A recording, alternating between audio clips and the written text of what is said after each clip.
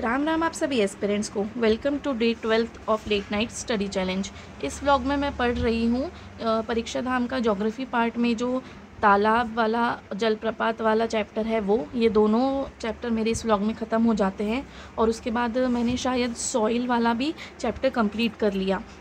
इस व्लॉग के पहले मैंने पढ़ाई की शुरुआत की थी 10:30 पौने 11 के आसपास, तो मैंने नॉर्मली ही पढ़ा था जैसे मैं पढ़ती हूँ।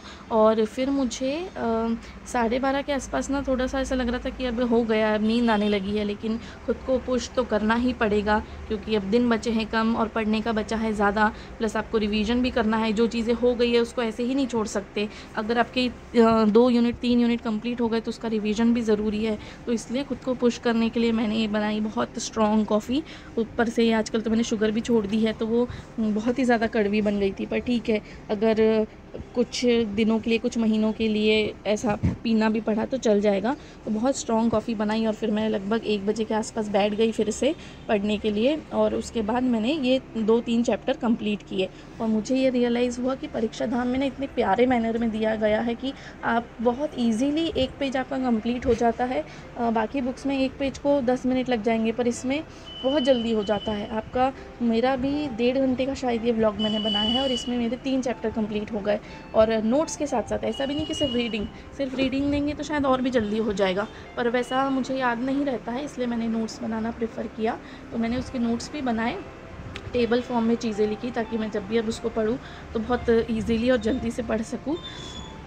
तो यहाँ पे मेरे वो 3 चैप्टर हो जाते हैं। अगला चैप्टर था एग्रीकल्चर का, जो कि थोड़ा बड़ा था। मेरी इच्छा तो थी पढ़ने की, पर मेरी बॉडी साथ नहीं दे रही थी और माइंड भी ऐसा थका थका लग रहा था।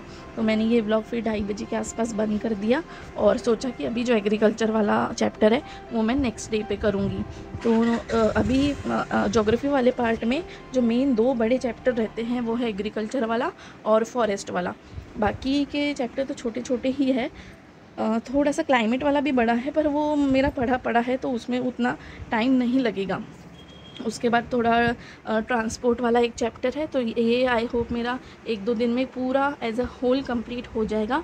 और उसके बाद मैंने थोड़ी स्ट्रेटजी में अपना चेंज किया है और ये अभी डिसाइड किया है कि मैं यूनिट नंबर 2 जो मेरा हुआ है हिस्ट्री ऑफ एमपी ट्राइब्स का जो यूनिट हो गया है और ज्योग्राफी जो अभी हो जाएगा जल्द ही, तो उसका ना रिवीजन करूँगी 2-3 बार। क्योंकि ऑब्जेक्टिव जब मैं लगाती हूँ ना तो सिर्फ एक मन को समाधान मिलता है कि हाँ मैंने ऑब्जेक्टिव लगाए हैं, बाकी वो बन जाते हैं। तो उसमें सेपरेट मुझे टाइम रहा तो मैं दूंगी, अदरवाइज़ मुझे उसमें 3-4 दिन लगाने की ज़रूरत नहीं है।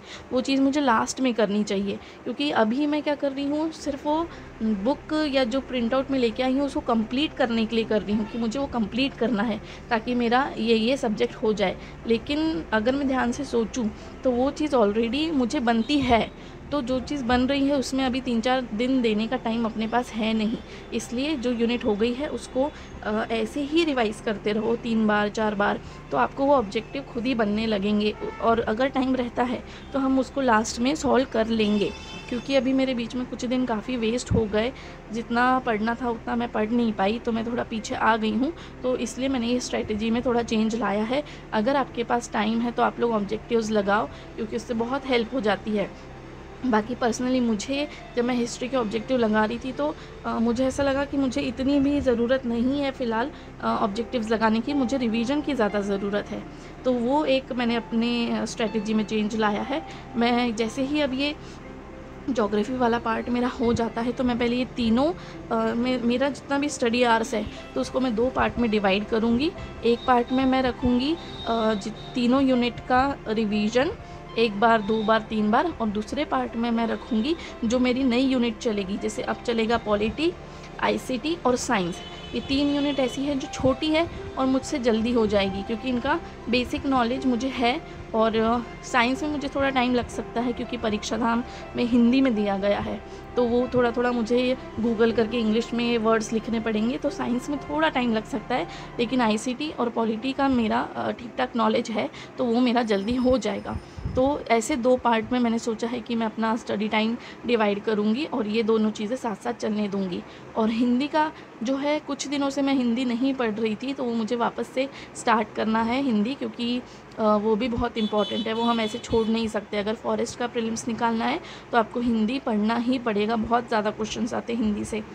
और एप्टी रीजनिंग में भी 1-2 टॉपिक ऐसे थे जो मुझे लग रहा था कि मुझे एक बार देखना पड़ेगा, मेरा सिली मिस्टेक के कारण चीज़ें गलत हो गई थी लास्ट एग्ज़ाम में, तो उसका भी मुझे देखना पड़ेगा कि मैं कब टाइम निकाल सकती हूँ, क्योंकि मैंने उसको कंसीडर किया ही नहीं है अपने टाइम टेबल में। क्योंकि एप्टी रीजनिंग मेरा अच्छा है ही, लेकिन 1-2 टॉपिक्स हैं जो नहीं बनते हैं, तो वो मुझे एक बार उसकी रीडिंग देनी पड़ेगी कि कैसे कैसे सॉल्व करते हैं। और हिंदी तो है ही भाई इम्पॉर्टेंट, तो हिंदी का एक तो ये भी ज़्यादा है, मतलब सिलेबस ऐसा लगता है बहुत है।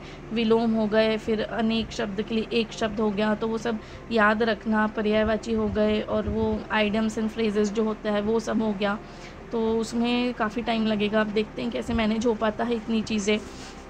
और अभी तो मुझे ऐसा लगता है कि कुछ अगर फंक्शन आता है या कुछ भी चीज़ डिस्टर्बेंस वाली आती है, तो मुझे उसमें अपनी इन्वॉल्वमेंट नहीं देना पड़ेगा, चाहे कितना भी लोग कुछ भी बोले। क्योंकि होता ही है, आप मैरिड हो, आपके पीछे कुछ चीज़ें रहेगी, कुछ जिम्मेदारियां रहेगी, और आपने वो पूरी नहीं की, तो आपको फिर सुनाने वाले और बुरा भला कहने वाले काफ़ी लोग रहते हैं। तो वो चीज़ अवॉइड करते हुए मुझे अभी अपनी पढ़ाई के लिए भिड़ जाना पड़ेगा, क्योंकि उसके अलावा कोई चारा नहीं है। अगर इन लोगों की सुनते रहे, चाहे अपने ससुराल वाले हो, चाहे दूसरे लोग हो, अगर इन लोगों की सुनते रहे तो वो जीवन भर आपको सुनाएंगे ही।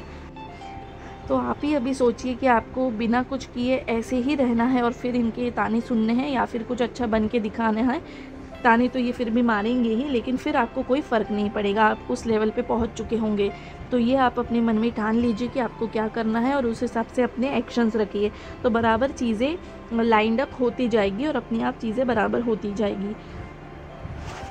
मैंने भी स्टार्टिंग में जब प्रिपरेशन स्टार्ट की थी ना, तो बहुत मतलब घर वालों के हिसाब से अपनी स्टडी का रूटीन रखा हुआ था, और जैसे जैसे उन लोगों की चीज़ें डिस्टर्ब होती थी, तो वैसे वैसे मेरी पढ़ाई भी डिस्टर्ब होती थी। फिर मैंने धीरे धीरे वो चीज़ चेंज करना चालू की।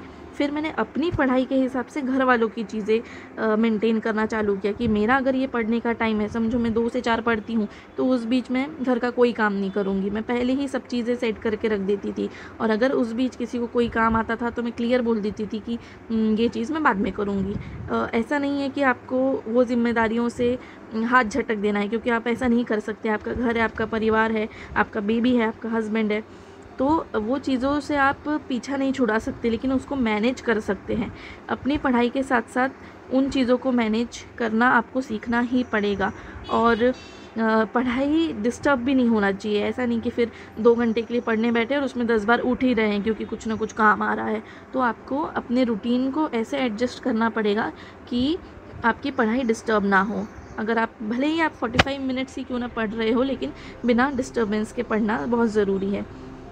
तो जो मैरिड एस्पिरेंट्स हैं, उनको तो खासकर ये चीज़ें बहुत ध्यान में रखने की ज़रूरत है, क्योंकि समय ऐसे ही निकल जाता है। जब एग्ज़ाम पोस्टपोन हुई थी तो मुझे लगा था कि अरे वाह, अभी तो 3 महीने हैं, 3 महीने में क्या कुछ नहीं हो जाएगा। लेकिन जितना मैंने सोचा था उसका शायद मैं 30 to 40% ही कवर कर पाई हूँ, ज़्यादा कवर नहीं कर पाई हूँ। स्टार्टिंग के 15 दिन तो ऐसे ही गए कि चलो अभी काफ़ी बहुत टाइम है, बहुत टाइम है। इसमें मेरे 10 से 15 दिन गए। उसके बाद 4-4 5-5 दिन कभी तबीयत ख़राब हो गई, कभी बेबी पढ़ने नहीं दे रहा है। अभी पिछले 10 दिन ऐसा हुआ कि घर में मेहमान आए, उसके बाद मैं एक शादी में चली गई। तो ऐसा अनएक्सपेक्टेड चीज़ें आ जाती है। इसलिए मैंने काफ़ी व्लॉग्स में ये बोला है कि जब समय मिल रहा है तब अपना 110% दे के पढ़ लीजिए, क्योंकि कल क्या हो जाएगा नहीं बता सकते। अभी मेरे घर भी सिचुएशन ऐसी है कि कुछ ना कुछ हो सकता है कि अगले 1 महीने में कुछ ऐसी सिचुएशन आए कि मुझे मतलब पढ़ने का 1 घंटे भी ना मिले। तो अब देखते हैं आगे कैसे क्या हो पाता है पढ़ाई का। लेकिन जब जब टाइम मिल रहा है तब तक मैं अपना 100% दे देती हूँ। और मैंने अभी वही डिसाइड किया है कि मैं रात में ही कंटिन्यू करूँगी, क्योंकि बिना डिस्टर्बेंस के पढ़ाई हो भी जाती है। और मजबूरन अगर आपकी नींद नहीं भी होती है तो आपकी बॉडी इस तरीके से डिज़ाइंड होती है कि अपनी नींद कैसे भी दिन में ले लेगी, या फिर शाम को थोड़ा बहुत आप लेट जाओगे तो आपकी नींद कंप्लीट हो जाएगी। तो उतना आपको अभी कॉम्प्रोमाइज़ करना ही पड़ेगा। नींद पे, अपने कामों पे, लेकिन अपनी पढ़ाई पर नहीं। तो वही सोच के मैं अभी रात में ज़्यादा पढ़ना मैंने स्टार्ट कर दिया है। और इस व्लॉग में भी मैं 2:30 बजे तक पढ़ी हूँ। उसके बाद में 10-15 मिनट मैंने जो स्पीडी का प्रिंट आउट नहीं, मैंने जो PDF डाउनलोड करके रखा था उसके मैंने स्टार्टिंग के कुछ पेजेस पढ़ने की कोशिश की, पर मैं बहुत थकी हुई थी और मुझे नींद भी आ रही थी और मोबाइल में मुझे पढ़ना उतना पसंद नहीं है, तो फिर मैंने वो रख के उसके बाद में सोई। तो इस व्लॉग का तो इतना ही है। आप सभी से अब मिलते हैं नेक्स्ट व्लॉग में। तब तक के लिए stay tuned, stay motivated and please please please subscribe to my channel. Thank you. Ram Ram.